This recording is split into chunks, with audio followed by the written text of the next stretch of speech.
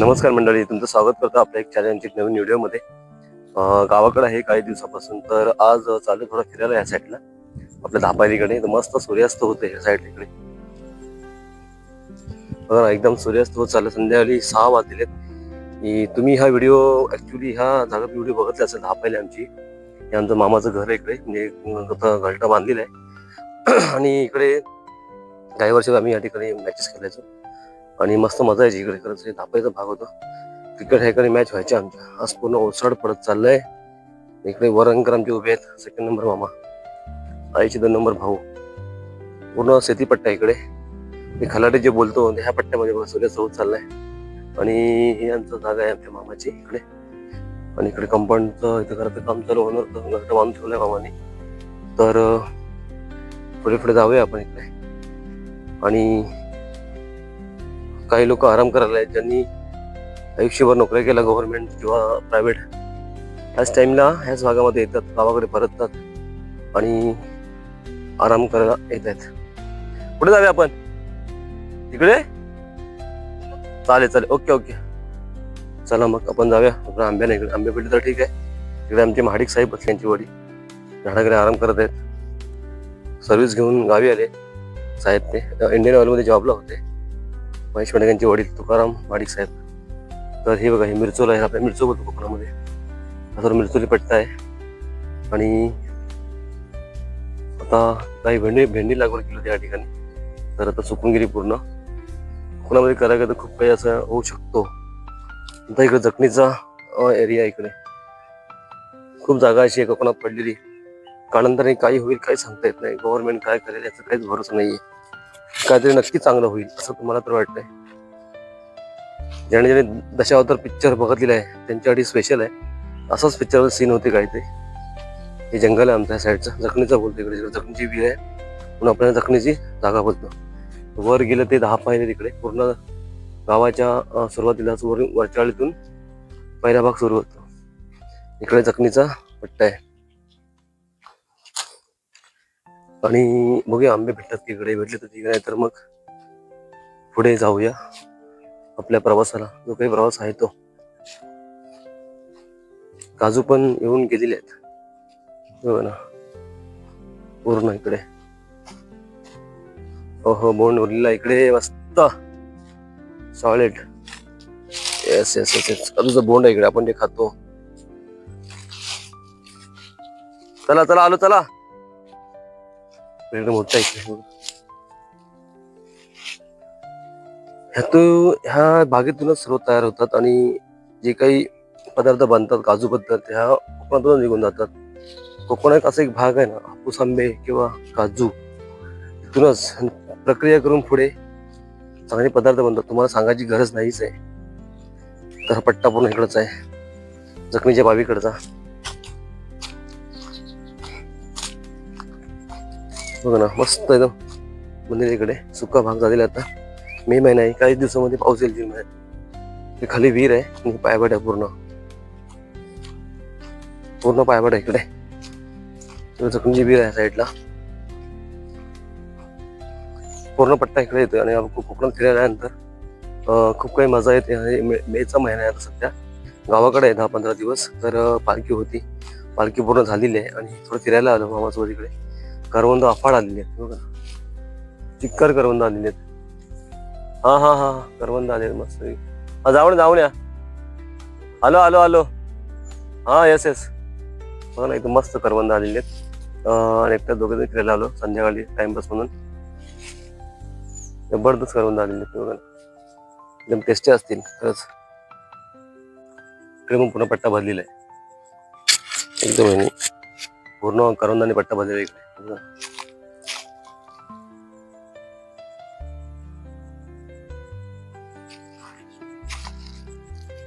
पूर्ण वातावरण एकदम. काही वर्ष अशी होती ह्या ठिकाणी आम्ही या विहिरीचं पाणी प्यायचो. जखमी आज एकदम ओसाड पडत चाललेली आहे. कारण आमच्या राधाकृष्ण मंडळाने विहीर बांधलेली 2000 किंवा 95च्या आसपास ही विहीर बांधलेली आमच्या राधाकृष्ण मंडळाने. खरंच मंडळाला बांधलं पाहिजे. लहान लहानची कामं होती ना, ते मंडळाने एकदम आरामात केलेली आहेत. जे काही जुने सभासद होते त्यामध्ये मनोहर सारखे असतील, श्रीकांत धुमाळ असतील, किंवा आमचे सध्या जे कार्यकर्ते सोमनाथ मंदिर जेवढे टोटल कार्यकर्ते आहेत ना, त्यांनी हे छोटंसं एक विहीर बनवलं आणि त्याचा आस्वाद आम्ही खूप वर्ष घेतला. जुन्या काळात लोकांनी एकदम म्हणजे हे करून वरचा कट्टा आहे तो पूर्ण, तो कट्टा दिसतो रावण, तो आमच्या मंडळाने मला आठवतंय. त्या ठिकाणी फोटोशूट पण झालेले त्या काळामध्ये. मी छोटा होतो, त्यामुळे 10-12 वर्षाचा असेल मी. त्या टायमाला ह्या ठिकाणी विहीर बांधली होती. आंबा पण खूप लागला इकडे, जबरदस्त. कल्पितचा आंबा आहे, कल्पित सारगे, मजबूत आंबा आलेला आहे, चिक्कार एकदम एक नंबर. बघा ना, चिक्कार आंबा लागलेला एकदम. कोण नाही आंबे खायला इकडे, नाहीतर हे आंबे एक काळी भेटायचे नाहीयेत खायला खाण्यासाठी. जबरदस्त आंबे लागलेले आहेत, पूर्ण एकदम पट्टा भरलेला इकडे. आमची जगनची विहीर आहे इकडे, तुम्ही मागचा व्हिडिओ बघत असाल. आणि पूर्ण पाण्यात आटून गेले. अरे यार, काय दिवस आलेले आहेत बघा ना. छोटे त्याच्यामध्ये प्राणी आहेत, कासव आहे आणि साप वगैरे असते त्याच्यामध्ये. पूर्ण पट्टा एकदम खाली होऊन गेलेला आहे. आंबे पण असे ओसाड पडले तिकडे. बापरे, आंबा भेटला इकडे. त्याविषयी तुम्हाला मागचा ब्लॉग मी बघितला असेल एकदम.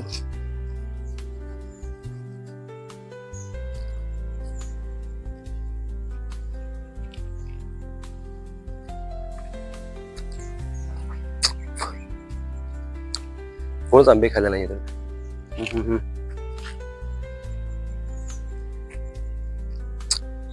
बरं आहे, एवढी चौकट खायला पण बरं वाटतंय खायला. परफेक्ट बनलेलं आहे, आतून एकदम गोड वाटतंय. थोडंसं तुमचा वाटत नाही पण ठीक आहे.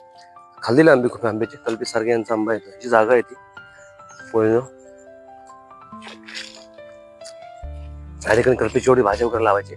ज्यावेळी पाऊस जायचा त्या टायमाला, म्हणजे पाऊस संपला सप्टेंबर ऑक्टोबर, या ठिकाणी भाज्या लावल्या जायच्या.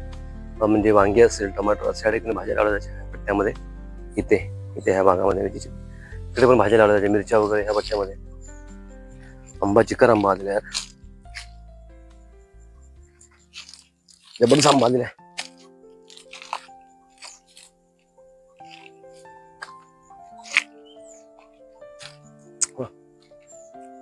आंबेच आंबे आहेत,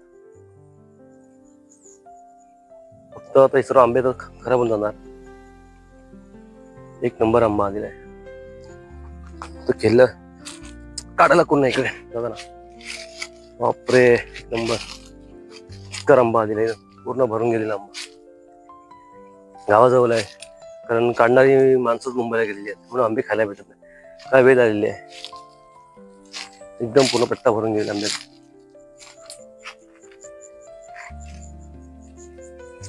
ज्यावेळी आंबे होते ज्यावेळी खायला भेटत ना लोक, म्हणजे आपल्या पट्ट्यामध्ये, त्यावेळी आम्हीच ही लोक ह्या आंब्यावरती कंबा राहायचं नाही. आज अशी वेळ आलेली आहे, आंब्यानी पूर्ण आंबेच भरून गेलेले आहेत, झाडच भरून गेलेले आहे. आज खायला कोण नाही. खरंच म्हणजे त्या लोकांना आठवत, ऍक्च्युली असं म्हणायला गेलं ना तर आंबे पण जाणवत असेल झाडं, की माणसं गेली कुठे नक्की सोडून. तेव्हा काळाप्रमाणे सर्व बदलावं लागतं, तसं हे बदलून गेले आपलं कोकणपट्टा. तर पूर्ण हे बघा ना, पूर्ण आंबेच आंबे लागले. जबरदस्त आंबा आलाय, जबरदस्त. चला परंकर, जबरदस्त आंबा आहे, कंबर पट्टा भरून गेला आंब्यात.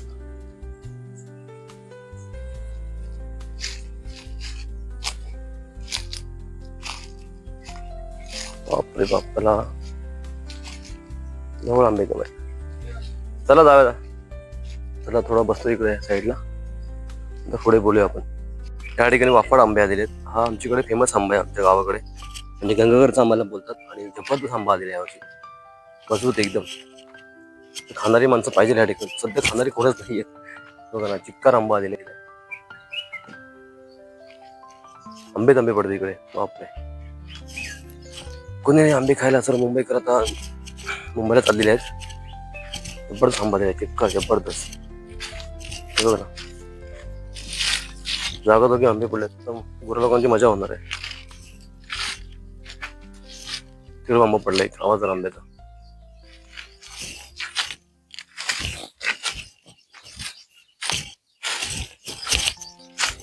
बरं आंबा, बाप फेमस आंबा इकडे. बघा ना, पडला, तेच पडला एकदम. बरीच आंबे सगळ्याचे. ही मजा फक्त कोकणात असते, बरेच आंबे खाण्यासाठी. तुम्ही मजा घेऊ शकता कधी आलात कोकणामध्ये आमच्याकडे ह्या पट्ट्यामध्ये फिरायला. तुम्हाला येणारे मे मध्ये यावं लागेल त्या ठिकाणी. तर नमस्कार मंडळी सर्वांना. तुम्ही आजचा व्हिडिओ बघत असाल, जी आपल्या कोकणात आलेली परिस्थिती म्हणजे आपण जो काही जुना काल होता म्हणजे आंबे काढायचं वगैरे, तो आजकाल बदलत चाललेला आहे. आणि ही परिस्थिती खरंच म्हणजे खूप वेगळं चाललेली आहे. कोणामध्ये थोडा दम लागलेला आहे, कारण का मध्ये पुढे चालत गेलेलो, आंबे पण आणून घेऊन आलो. मामा चाललेत पुढे घरी चालत चालत, बघा ना. तर कालांतर असं वाटतं की ह्या भागामध्ये काही नक्की होईल की नाही. माझं म्हणणं असंच आहे, कारण गव्हर्नमेंटने ह्यावर लक्ष दिलं पाहिजे आपल्या कोकण भागामध्ये आणि परिसर थोडा छान केला पाहिजे. खरी गोष्ट अशी आहे, आज जर ह्या वस्तू म्हणजे राहिल्या नाहीत, म्हणजे शेती राहिली नाही, तर मग पुढे काय होणार हा मोठा प्रश्न पडला सर्वांना.